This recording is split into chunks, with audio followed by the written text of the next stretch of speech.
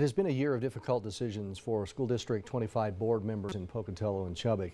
And now their choice to have secondary students learn in a hybrid schedule during the pandemic has brought on the threat of a recall. Local News 8 reporter Emma Iannacone learned both sides of this issue.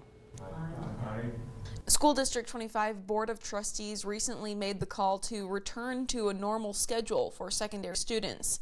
But for some community members, it was too late. Jessie Ward has a daughter in middle school who struggled with the hybrid schedule. It was really hard on her.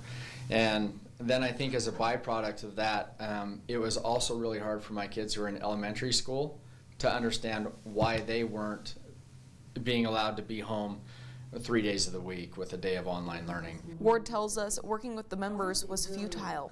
And it was at that point that we understood that we were not going to have a dialogue or a conversation with these people, that we were actually looked down on, and nothing was going to take place unless we took action to recall the board members. So Ward created a political action committee called Values for Education. He registered it with the Idaho Secretary of State's office and has collected $540. He plans to buy radio ads, signs, and other advertising to garner attention for the upcoming special election.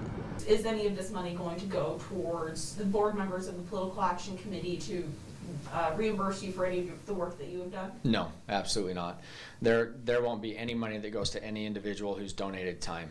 Janie Gebhardt, one of the 3 board members up for recall, said she and her constituents have been receptive to input from everyone. I've heard them say, you didn't listen to us.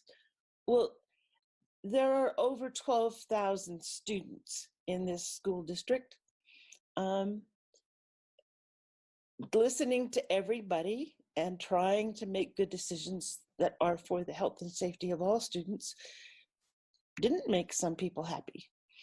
But that's, you're not going to make everybody happy all the time, and that's just the way it is. Reflecting on the board's notable decisions of the year, she stands by her votes, saying the board did the best they could for all students during a pandemic. Listening to some of the things that are going on across the country, at least our students were able to be in school a good portion of the time. It may not be ideal, but we're in a pandemic and it's not exactly normal times. In Pocatello, I'm Emma Iannacone.